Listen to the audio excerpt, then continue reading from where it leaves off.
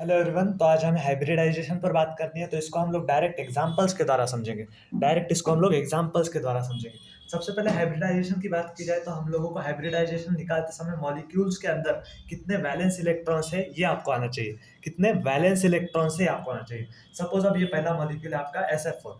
SF4 की बात की जाए तो सल्फर आपका आता है। सल्फर के अंदर होते हैं 6 वैलेंस इलेक्ट्रॉन्स, तो 6 वैलेंस इलेक्ट्रॉन हमने लिख लिए। तो 6 वैलेंस इलेक्ट्रॉन हो गए। अब आगे है फ्लोरीन। फ्लोरीन के अंदर 7 वैलेंस इलेक्ट्रॉन है, लेकिन यहाँ पर 4 फ्लोरीन है, तो आपको क्या करना होगा, 7 इंटू 4, 7 4 जा 28। और इसकी जो सम आती है वो आती है लगभग लगभग 34। 34 आ रही है, तो 34 आपके पास टोटल वैलेंस इलेक्ट्रॉन्स है। इसको आप बाय डिफॉल्ट 8 से डिवाइड करेंगे। किससे डिवाइड करेंगे? 8 से। सबको 8 से डिवाइड करना है। अब आपको क्या करना है, डिवाइड इसको ये करना है, कट करना है। तो 8 4 आपके पास आता है 32। और एक दो इलेक्ट्रॉन्स उड़ रहे हैं, इसका मतलब एक पेयर उड़ रहा है। तो आपके पास इसमें इस मॉलिक्यूल में आते हैं 4 बॉन्ड पेयर्स और आ जाते हैं एक लोन पेयर। तो इस तरह से आपको ये फाइंड करना है। तो इसका स्टेरिक नंबर आ जाएगा 5 आ जाएगा। स्टेरिक नंबर 5, इसका मतलब होता है sp3d। इसकी हाइब्रिडाइजेशन आ गई sp3d। ऐसे आप लोग हाइब्रिडाइजेशन को फाइंड कर सकते हो। चिंता मत कीजिए, आपको आगे के मॉलिक्यूल्स पढ़ाए जाएंगे तो आपको सब आसानी से समझ में आ जाएगा। अब इसमें भी सेम पैटर्न अपनाना है आपको। बोरॉन, सबसे पहले बोरॉन का एटॉमिक नंबर होता है 5, तो इसके अंदर होते हैं 3 वैलेंस इलेक्ट्रॉन।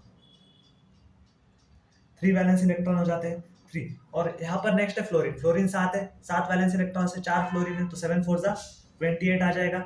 और यहाँ पर एक निगेटिव चार्ज है, तो आपको +1 करना होगा। निगेटिव होगा तो +1 करेंगे, पॉजिटिव होगा तो -1 करेंगे। बाय डिफॉल्ट कौन से नंबर से डिवाइड करोगे? 8 से डिवाइड करोगे, तो इसका आंसर आ जाएगा 32। 32 आ गया। इसको फिर से 8 से डिवाइड कर दिया, तो 8 4 जा 32 आ जाएगा। इसका मतलब इसमें 4 बॉन्ड पेयर है और 0 लोन पेयर है। 0 लोन पेयर है। ऐसे आप लोग इसको फाइंड करते हो। और इसका स्टेरिक नंबर क्या है? 4। स्टेरिक नंबर क्या है आपके पास? 4 है। स्टेरिक नंबर 4, इसका मतलब इसकी हाइब्रिडाइजेशन क्या हो जाएगी? sp3। sp3 जो है इसकी हाइब्रिडाइजेशन हो जाएगी इस मॉलिक्यूल की। अब अगला मॉलिक्यूल देखते हैं। अगला मॉलिक्यूल है NH4+। सबसे पहले नाइट्रोजन के अंदर आपके पास देखने वैलेंस इलेक्ट्रॉन 5 है। नाइट्रोजन के अंदर वैलेंस इलेक्ट्रॉन 5 है। हाइड्रोजन के अंदर वैलेंस इलेक्ट्रॉन 1 है। यहाँ पर एक रूल पकड़ लीजिए कि हाइड्रोजन के अंदर आपको वैलेंस इलेक्ट्रॉन इस केस में सिर्फ हाइब्रिडाइजेशन फाइंड करते वक्त 7 लेना है। तो हाइड्रोजन 4 है, तो 7 4 जा 28 ले लोगे। अब +1 है, तो इसका मतलब आपको क्या करना पड़ेगा? -1 करना पड़ेगा। जब यहाँ पर माइनस था, यहाँ पर आपने प्लस किया, यहाँ पर प्लस है तो आपको माइनस करना पड़ेगा। तो 28 + 5 आ जाता है 33। 33 -1 आता है 32। तो ये 32 आ गया। 32 इसको फिर से 8 से डिवाइड कर देंगे, तो ये 4 आ जाएगा। इसका मतलब हाइब्रिडाइजेशन वापस आ गई इसकी sp3।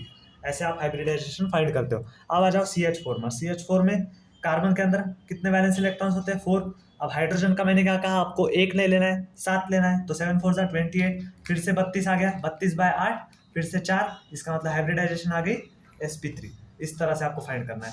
वाटर के अंदर हाइड्रोजन है। सबसे पहले हाइड्रोजन का आपको कितना कंसीडर करना है? 7। 7 2 आ जाएंगे 14। 14। ऑक्सीजन के अंदर कितने वैलेंस इलेक्ट्रॉन्स होते हैं? ऑक्सीजन के अंदर 6 वैलेंस इलेक्ट्रॉन्स होते हैं। तो इसका इसका सम आ रहा है 20। और 20 को आपको किससे डिवाइड करना है? 8 से डिवाइड करना है। हर इसको 8 से डिवाइड करना है। तो यहाँ पर कितने से कट रहा है? लोएस्ट से 8 2 जा कट रहा है 16। तो 2 बॉन्ड पेयर आ रहे हैं और 4 इलेक्ट्रॉन्स उड़ रहे हैं, क्योंकि आपके पास 20 में से 16 आ रहे हैं ना। तो 4 इलेक्ट्रॉन्स उड़ रहे हैं, मतलब कितने पेयर उड़ रहे हैं? और 2। तो ये 2 जो है ये लोन पेयर रहेंगे। तो 2 + 2 यानी कि 4 आ रहा है इसका स्टेरिक नंबर 4। इसका मतलब क्या आ जाएगा? हाइब्रिडाइजेशन फिर से एक बार sp3। SO2 के अंदर आप देखते हैं सल्फर के अंदर वैलेंस इलेक्ट्रॉन्स कितने? सल्फर के अंदर वैलेंस इलेक्ट्रॉन्स है 6। ऑक्सीजन के अंदर वैलेंस इलेक्ट्रॉन 6 होते हैं। 6 2 जा 12 आ जाएंगे, यानी कि 18/8 करना है। 8 2 जा कट जाएगा, मतलब 2 बॉन्ड पेयर है इसके पास। और 2 इलेक्ट्रॉन्स बच रहे हैं। 2 इलेक्ट्रॉन्स बच रहे हैं मतलब एक लोन पेयर, एक लोन पेयर बच रहा है। इसका मतलब स्टेरिक नंबर आ गया है यहाँ पर 3। तो स्टेरिक नंबर 3, इसका मतलब हाइब्रिडाइजेशन आ जाएगी sp2। इस वे में आप हाइब्रिडाइजेशन फाइंड कर सकते हो मॉलिक्यूल्स के बीच में। किसी भी मॉलिक्यूल का आप इस तरह से फाइंड कर सकते हो। आगे और कंपाउंड्स पे नजर डालते हैं। अब हम देखते हैं HCF4। जेनॉन का कंपाउंड है HCF4। इसका हाइब्रिडाइजेशन निकाल के देखते हैं, ठीक है। तो आपका जेनॉन ग्रुप 18 का बंदा है, तो इसके पास वैलेंस इलेक्ट्रॉन्स रहेंगे 8। फ्लोरीन के पास कितने वैलेंस इलेक्ट्रॉन्स है? 7। 7 इंटू 4 करना होगा, 7 4 आ जाएगा 28। तो इसका सम आ रहा है आपके पास कितना आ रहा है? 36। तो इसको आपको बाय डिफॉल्ट किससे डिवाइड करना है? 8 से डिवाइड करना है। कितने से आ रहा है डिवाइड?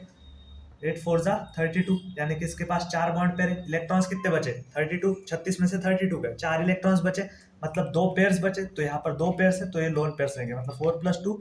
इसके अंदर आ रहे हैं आपके पास 6 वैलेंस इलेक्ट्रॉन्स। तो 6 आ रहा है इसका स्टेरिक नंबर, तो 6 स्टेरिक नंबर, इसका मतलब इसकी हाइब्रिडाइजेशन क्या आ जाएगी? sp3 D2 आ जाएगी, sp3 D2 आ जाएगी इसके हाइब्रिडाइजेशन। अगला कंपाउंड देखते हैं, अगला है ClF3। अगला है ClF3। क्लोरीन के अंदर वैलेंस इलेक्ट्रॉन 7, फ्लोरीन के अंदर भी 7, 7 3 जा 21, 7 3 जा 21, तो आपके पास टोटल आ रहा है 27। इसको आपको किससे डिवाइड करना है, 8 से, तो 8 से डिवाइड कर देंगे, सॉरी यहाँ पर आ रहा है 28, 28 आ रहा है, तो 8 से डिवाइड कर देंगे, तो 8 3 जा 24, ठीक है ना, 8 3 जा 24 आ रहा है। कितने इलेक्ट्रॉन्स बच रहे हैं, 4 इलेक्ट्रॉन्स बच रहे हैं, इसका मतलब 2 बच रहे हैं, तो 3 बॉन्ड पेयर है और 2 लोन पेयर है। तो यहाँ पर इसका स्टेरिक नंबर आ रहा है 5, स्टेरिक नंबर 5, इसका मतलब इसकी हाइब्रिडाइजेशन आ जाएगी sp3d।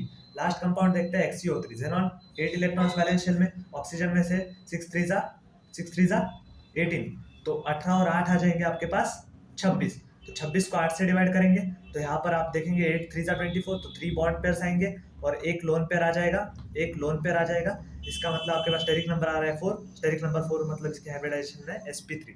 तो इस इजी ट्रिक से आप लोग हाइब्रिडाइजेशन फाइंड कर सकते हो, 2-4 बार प्रैक्टिस कीजिए, बहुत परफेक्ट हो जाओगे। Thank you very much.